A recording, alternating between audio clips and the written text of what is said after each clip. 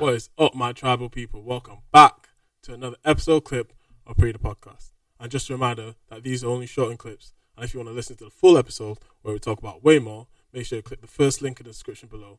Or alternatively, you can type in Pree Da Podcast on all your audio listening platforms. And if you want to keep up with what goes on behind the scenes, make sure you follow our Instagram at Pree Da Podcast. And now with that out of the way, I'll catch you guys on the other side. Because you know how you move and you think it's just 6 months and then it becomes 1 year and 2 years and 3 years and think, we're still here. So I was like, I'm going to learn the French. And somehow the motivation came back. So you're fluent in French now then, yeah? Mm-hmm. Oui, je parle français. Hey.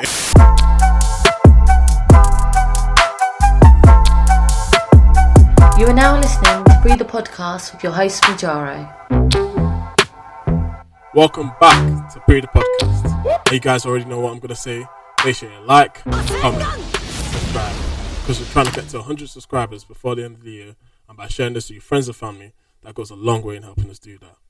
And now, let's get into it. You didn't stay in the UK for forever. You managed to fly off to another part of the world. So you said you went to Switzerland after your time in the UK. So what was the reason you went to Switzerland? Was it like an opportunity you couldn't turn down, or was it like, I just need a change? Well, it was my husband, actually. Oh, swear. Because we're both in the UK. And then he got a job in Switzerland. And it was an offer he couldn't refuse. Oh. It was a very good opportunity for him at the time because he was headhunted in his university. Damn. So he took the offer and then, we're going to get married. And I thought, it means I have to move.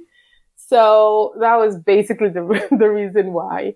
Would you say that was a big turning point for you? Like, okay, this is an opportunity that will benefit us as a unit, not just thinking about him, but it's us now. It's a unit. That's how I feel like you have to start moving once you're in a committed relationship. This is, you might feel like, oh, but my friends and, this community I've built, and I get that, I'm, potentially might be moving houses. So I'm thinking, I've got a community here. I've got friends here. What about them? But if you, step back and be like, okay, cool, this isn't about me. This is about us.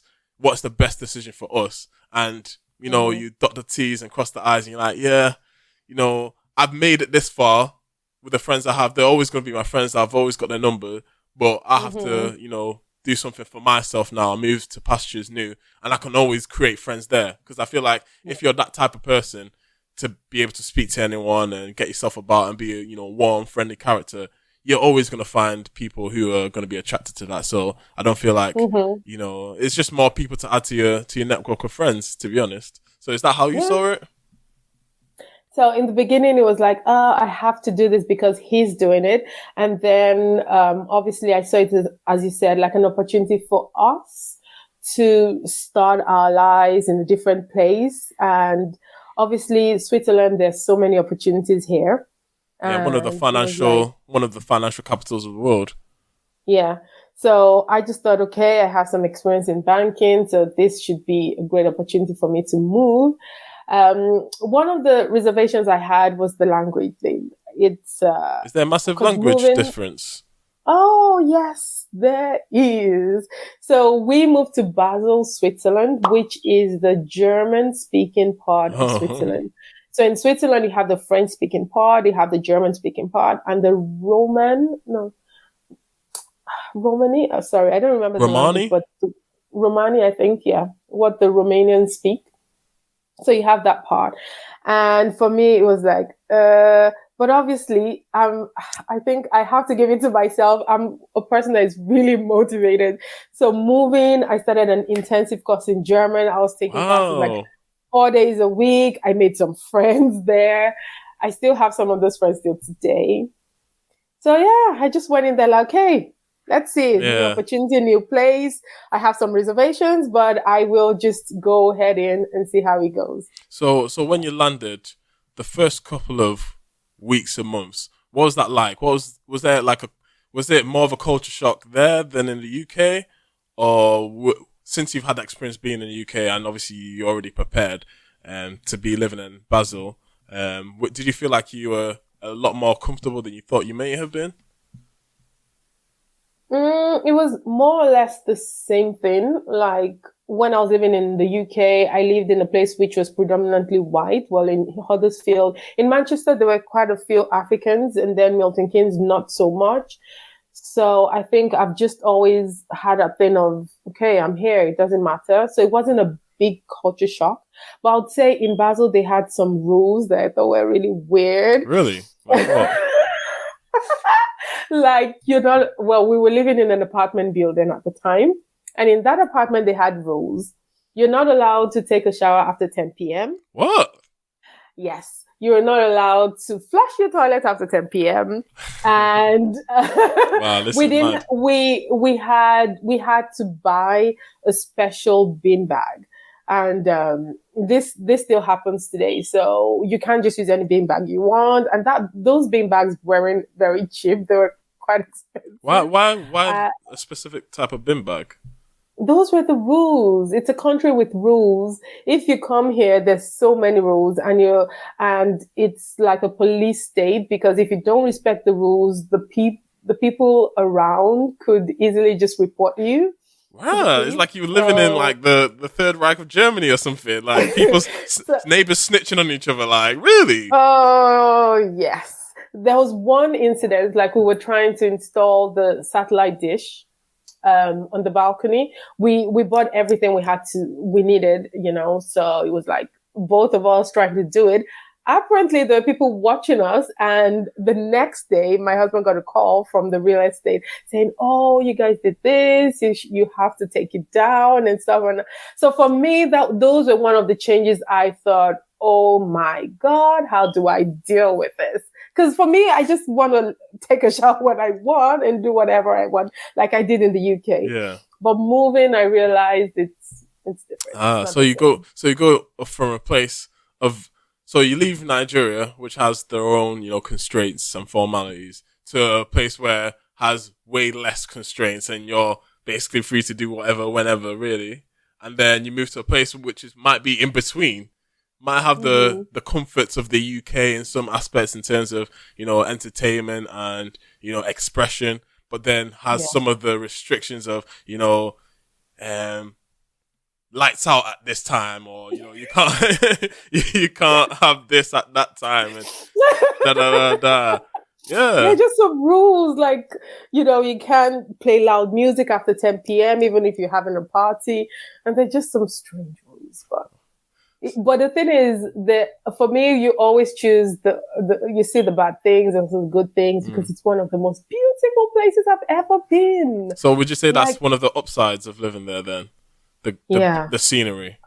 Absolutely. If you go up the mountains, my God, Majari, it's breathtaking. I know that they've got like ski slopes there, right? Did you ever go to one of them? Oh yeah, we've been a few times. I don't ski though.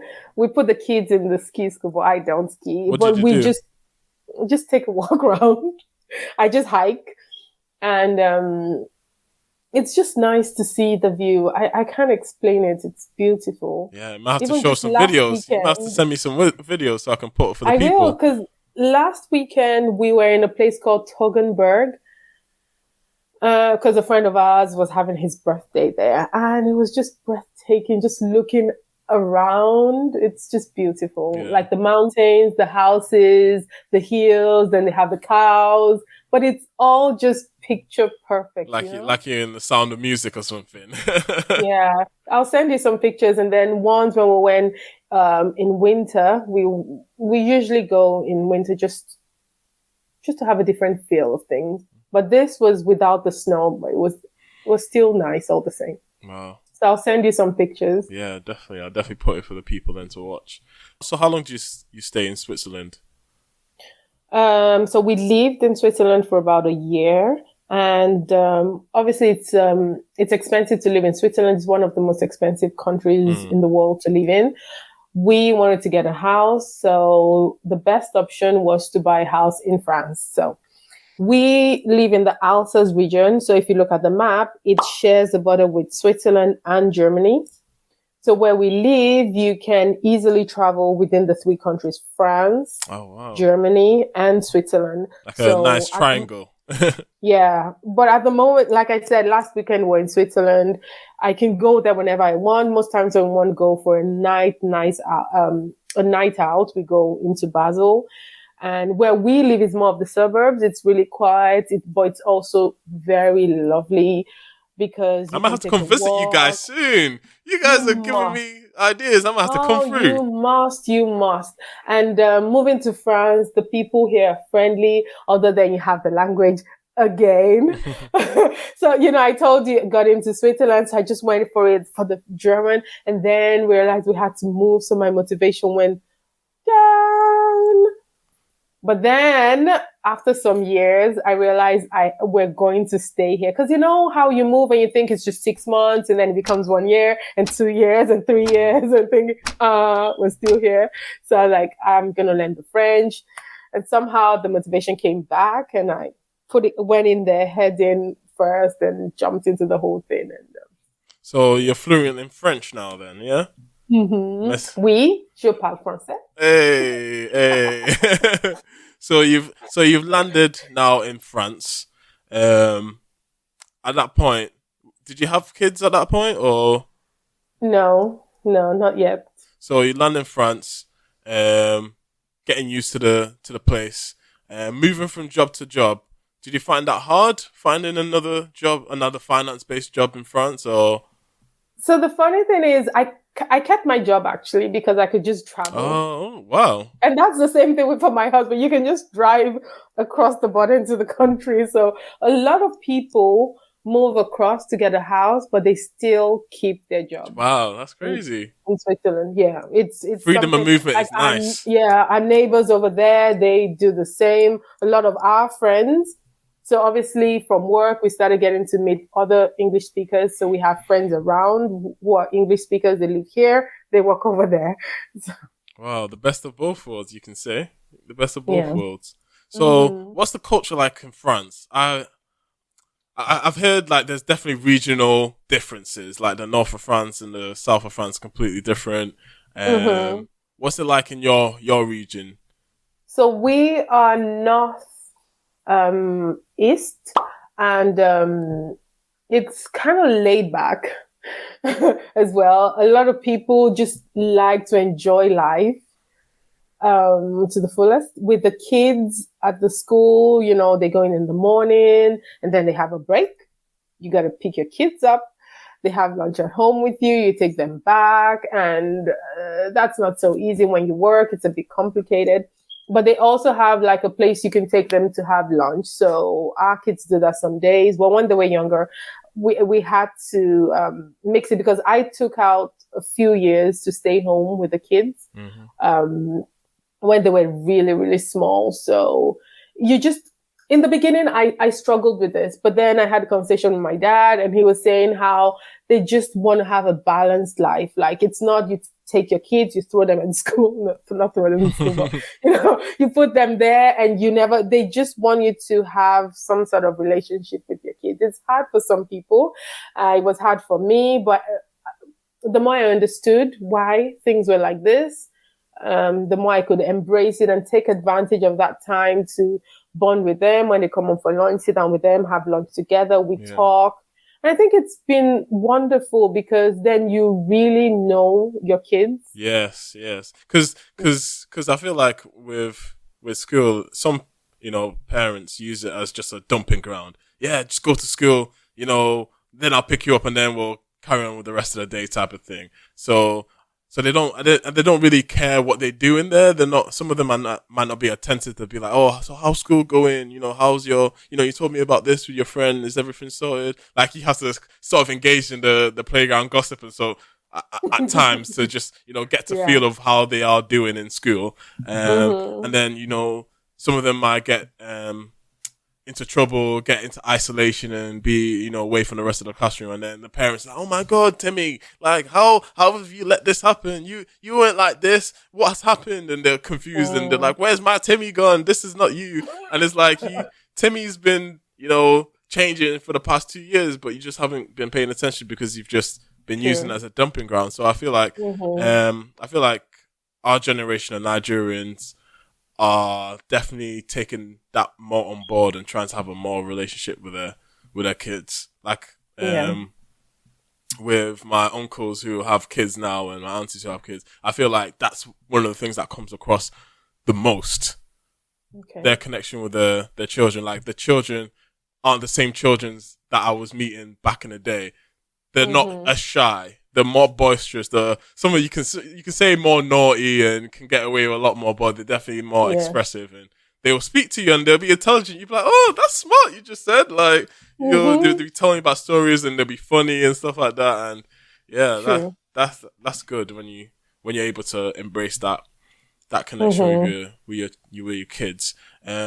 So in France, that's where you have your two kids now. And how's that journey been, raising your kids in France, but being able to go to Switzerland whenever you want, and then, knowing their family's heritage from Nigeria? I'm guessing they haven't met most of the family, have they? Not the extended family. Yeah. No, but the nuclear family, yes. So they know, obviously, their grandparents and everyone around us. My sister, her kids, and my brother, his wife, and everyone. Yeah. But the extended family, no, not so much, because we were in Nigeria when we were much younger, and I just figured it's not so easy to travel. It's not to Nigeria with kids, because then you're visiting here and there, and it's you have to go everywhere, because that's not going to be. That doesn't happen every year.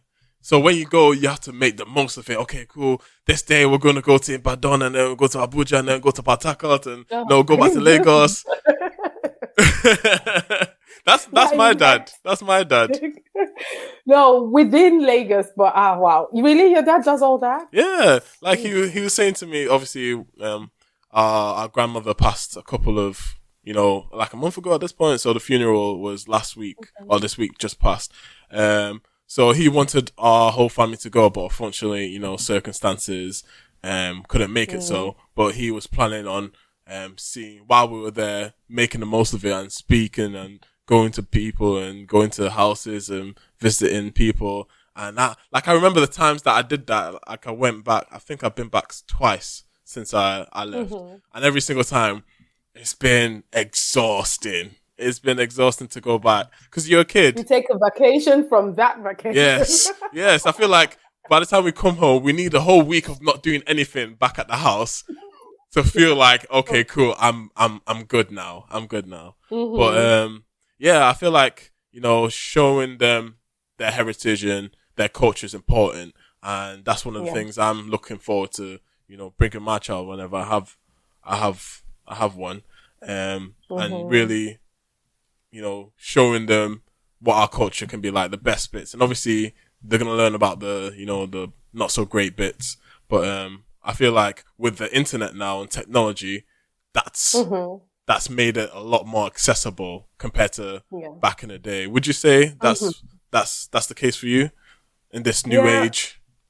Oh, absolutely. Absolutely. Just going back to what you said before about the question before about bringing them up here. And, I would say there's some challenges. Would I say challenges? Yeah, there's some challenges we experienced, which I didn't experience as a child. So it was new for me to have this sort of situation. So have my kids growing up here, going to a school, which is like predominantly white school. And they are like the only black kids in the school. So there's the only? Well, now there's another family, but back then when they were in nursery school, they're the only ones. Yeah. So it was there was a lot of unlearning and learning. So, for example, I'll give an example of what I mean, like something with the hair. Growing up, it wasn't an issue because everybody did whatever they want in Nigeria, and you could plait your hair or braid your hair or have a weave or have a wig or whatever. But coming here and having kids, and they seen people that look different from them. And, sometimes I would have the wig and the weave, and they're like, oh, they love this and blah, blah, blah. And, something happened, and I just realized I have to change what I do, because as a parent, as a black female, like things I do to my hair, as an example, to be able to show them what to be like a role model to them, basically. I don't know if you understand what I mean. So you had to show your kids, you had to dress a certain way so that you show your kids this is how you're supposed to dress in this culture type of thing? Or? No, not dressing, but mainly talking about how to wear your hair. So not with the dressing, but wearing the hair. Because obviously they have this sort of hair. And back then I didn't have this hair. It's a complicated topic because from when I was a kid, we used like a texturizer to change the texture of my hair. So I had to change that by like transitioning from doing that to having my hair fully natural, as opposed to wearing extensions or wigs, which I no longer do, because you need to make them see that you are confident and happy to be your natural self. Your natural self, which was something I never had to think about for my entire life, because everyone around me was doing this. And so it was just normal. But having these kids saying, oh, wow, this other hair looks nice. So why doesn't this look this way? So you have to like educate them to see you're beautiful the way you are. Yeah. This is who you really are. This is how your hair looks and it's gorgeous. But they can only accept that from me when I also have the same kind of hair. So they saw the transition. You have to lead by example. Example. I never thought that was a thing. Like, do you know why? Because I feel like in those times, that's what you were probably seeing on TV, on the glamorized TV. And obviously, the TV you'd be seeing in Nigeria will be like a Nollywood film and everyone will be wearing weaves and wigs, straight hair, blah, blah, blah. Because the only reason they're doing it is because they see on white people TV, that's how they have it. You didn't really see much of, afros be, as a common hairstyle in films in Nigeria. It's always the wig. It was always the wig, straight wig. Always. But I feel like now you're not seeing that much. I feel like Nigeria is definitely embracing, females' natural hairstyles and braids and, puffs and afros a lot more. So I understand how you had to, show them that why is it that I'm doing this? Why have I done this? Because everyone was doing that? Okay, why was everyone doing that? And then you start, tracing the patterns of why is this happening? Oh, this is happening because this is what we're seeing and this is what's influencing the culture in Nigeria. But then you start to realize, oh, I'm natural. I'm good how I am. I naturally am. Yeah. I need to embrace that, and I'm beautiful in my natural femininity and my natural hair. So I want to. Scary, all the same. Yeah, I can imagine because it wasn't. That's not normal to you. That's not what you knew. You had to, like you said, unlearn that and be like, no, this is what I'm going to do going forward, and I like it more. Do you feel like you like the change more? Honestly, Bijara, I love it. But the thing, it was scary because I had never seen my own natural hair. Because I think my mom started doing it when I was so much younger. So I didn't know what it was going to look like, feel like, and doing this has made me love it so much more and made me even more gentle with my kids, like when I'm showing them what to do or fixing their hair. And it took away a lot of negativity. Because back then in Nigeria, there was so much negativity with the natural hair. Oh, it's too stubborn. It's too this. It doesn't look nice.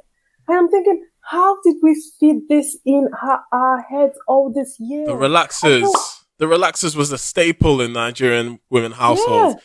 Burning your scalp. I had it done once to my head. Yes, I had it done once. Like when everything got washed off and I could see my hair was like down to my shoulder, I was like, what the hell is this? And then they dried it out and then it was like this massive afro, but then over a while it'll start condensing and be like looser. But that was definitely a thing. And I'm glad you're leading that example for your kids. Yeah, for me, it's a big thing, like a really big thing. A lot of people say, oh, you're exaggerating and they'll grow up and do this or they could grow up and do that. I'm like, no, it's for me as well as it is for them to be able to see that this is who we are. Yes, we see these other people with long straight hair, but this is what we have. And it's absolutely beautiful because it grows from your scalp. Yeah. And you can do so much to it. You can arguably do more. I feel like you can arguably do more. Absolutely. And then you go out and you see people admiring you and think. And they always want to touch it. That's the thing. They always want to touch. Oh my God, can we touch your hair? It looks so good. Can I touch your hair? Oh gosh. How many times have I heard that? Oh man. Yeah, I get. Yeah, and like they would never know what treasure, what we have if we just use the wigs and the weaves, and nobody sees us to be who we are. So, yeah, that's really good. That's really good. And obviously, you can show them loads of styles. Like before, you would have to go to like a salon or find some time out to go and be like, okay, this is exactly what we want. You have to take a picture from like there was like what's it called? There was like a picture and there'll be like 10,000 different pictures of different hairstyles and you have to pick a default picture. Oh yeah, that's the hairstyle I want. But now you can be like, oh my God, Lupita Nyong'o has this hairstyle with her natural, hair. I want that. And you can go to the person that does hair and be like, hey, I want this. And she'll be like, okay, cool. Let me research how to do it and then come back to you. But okay, cool. That'll be X, Y, and Z.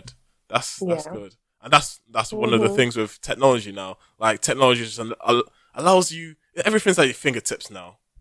And I think YouTube is just great. I learned so much from YouTube. Yeah. I learned how to cook meat pie from YouTube, Yeah, from YouTube. Like it's so easy now. Like, the information that you can get from YouTube. Like as a kid, I found out so much from YouTube, and I'm guessing your kids now are constantly on YouTube. You said they've got like a YouTube channel themselves. Yeah, they have a YouTube channel, so that was some debate we had to but then eventually we agreed because we saw this as saying no. We saw it as a way of just telling them, tone it down, keep it down. But the thing is, they had real talent, like they wanted to express themselves. So rather than putting their faces on YouTube because they're still so young, they could use their avatars from the game Roblox. So they use their avatars and they've learned so much with technology. Like I told you, so much more than me. Yeah. Like they help you set up. They help you set this whole podcast up so that, you're able to record and send it to me. Imagine if I told them all you have to do is read your books and go to bed, and then they wouldn't know these things. And it's just what the world is today. You shut your kids down, but other kids are advancing, and that's where we're going. And when they get to be adults, they think, oh, why did my mom not let me do this? I just learned the basic stuff. So. Yeah, because that was the conversation I've been having, I think over the summer with some people, and some people who've got kids. When's the right age to allow your children to have a smartphone? Not just a regular phone, because, back in the day, it was like a pretend phone that had like about 4 ringtones that you just pretending to be calling your friend who's like right next to you. Hi, Jessica, you okay? Da, da, da. But you're right next to each other. But if you give a kid like a regular phone that has no smartphone technology or attached to it anyways, they're just going to be like, oh, this is... Yeah, they're not even going to use it. They're not even going to pick it up. This is rubbish. This is rubbish. This is a toy. They're saying that's a toy. That is a toy. That's a walkie-talkie. What would you say, like, the fears are for some? Because, like, with me, I was like, okay, high school. That's when I'll be able to feel like I can trust them with a smartphone. Then they'll be able to understand what, about safety, obviously your identity. You're underage, so you don't want to be plastered your images around everywhere. But we didn't have those safeguards at the time. We were just like taking selfies and doing this or whatever, making accounts when we were like 13 and stuff like that. Would you say you have to be like super mindful of, what they're doing and making sure they're not going on any sites that might be inappropriate for their age? Yeah, absolutely. So this comes back to what I was saying about having a good relationship with your kids, talking to them, and building trust. So having said that, you also have to explain to them some of the dangers, and you will be surprised that they know some of these dangers already. And so that's one of the things we said, you can go on certain sites to watch some certain things. We have to be able to know what you're watching.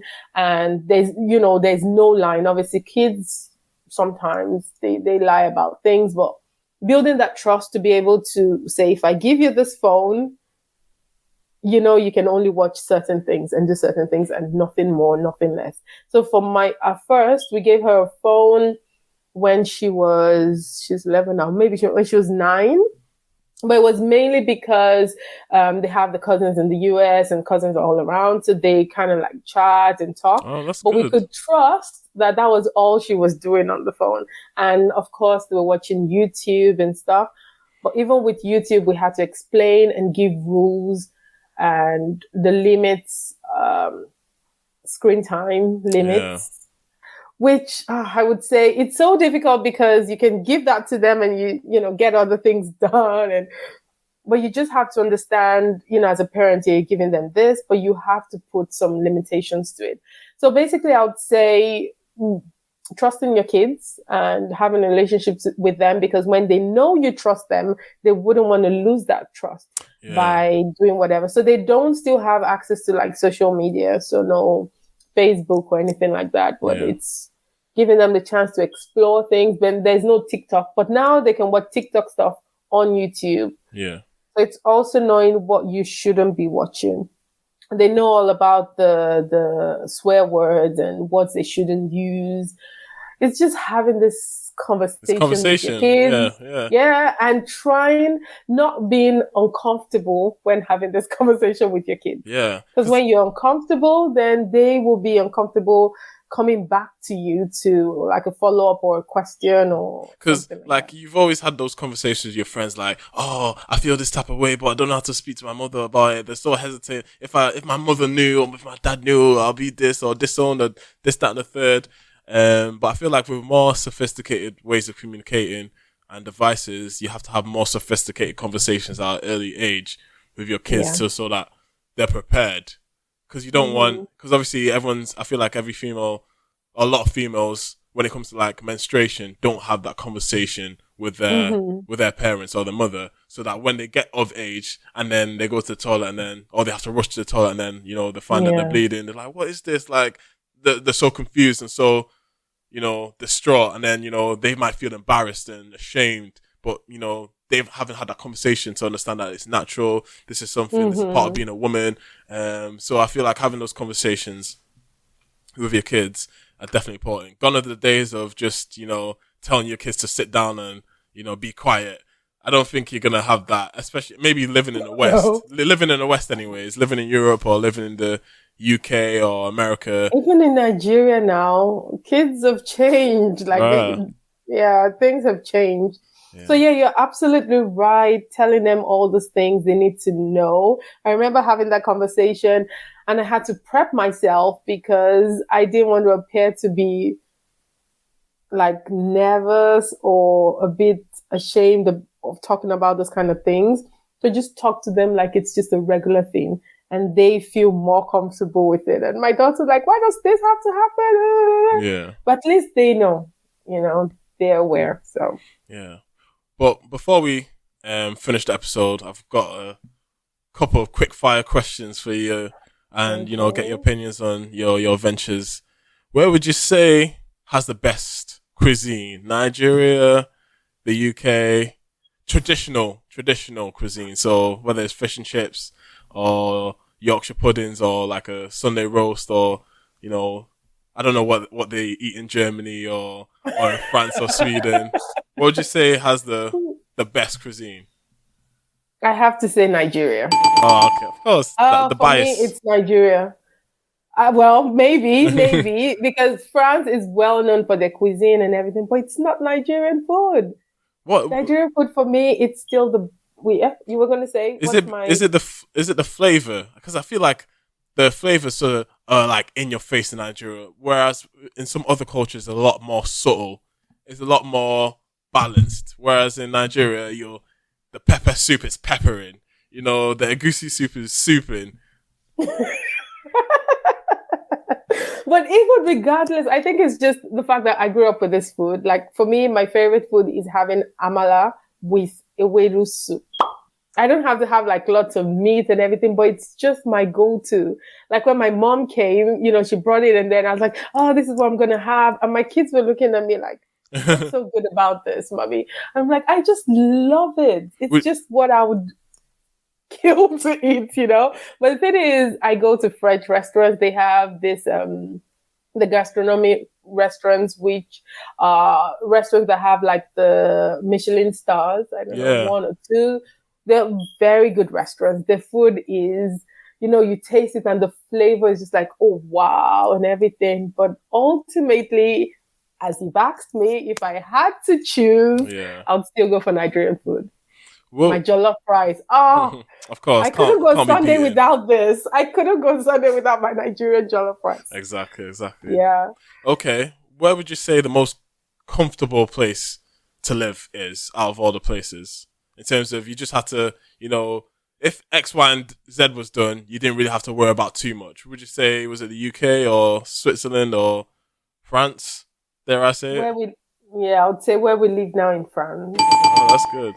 Yeah, it's really nice here, I tell you. Like, a lot of people get stressed with work, but there's so much to do around to distract you. That's good. Like just behind our house, you have the Rhine River. You can walk along the canal.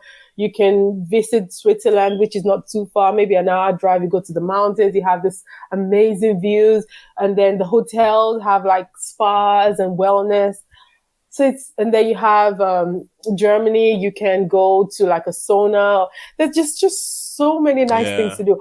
And then we have Colmar, where you can go to very nice villages that have wine tasting. Oh, wow. You're living in paradise. The thing is, I need to reflect sometimes to appreciate where I am and what we're doing here, because it's really, really, it's something. It's really good. Yeah, I definitely have to come visit now. You're gassing it up too much. You said it, so you have to. Yeah, do a whole travel vlog and everything. Yeah, and it's just an hour flight, Oh, wow, really? Okay, Mm-hmm. Definitely have to look into that. Yeah. Wow. Well, thank you for coming on, Joke. Thanks for having me. One of the, the clan members coming and, sharing her stories, her travels, her experiences. I really appreciate you taking the time out and, giving us your perspective on life. Really appreciate it. No worries. Thank you guys have been listening to, Pree Da Podcast. I'm your host, Majara Kayoma. Thank you for, listening to our conversation. And I'll catch you guys soon. Peace. Said I wake up every morning, pray to God that I'm fixing up. Hope I'm never slipping up. Hear the money calling, need my peace to start getting up. Feeling like I'm blessed, but it came with a bit of luck. Feeling like you stressed, then the tension starts to fill you up. Need an intermission, they ain't the same lane as us. Come from different sticks, they're not the same range as us. They cop the pleas and top of teas, they're not hitting range with us. Keep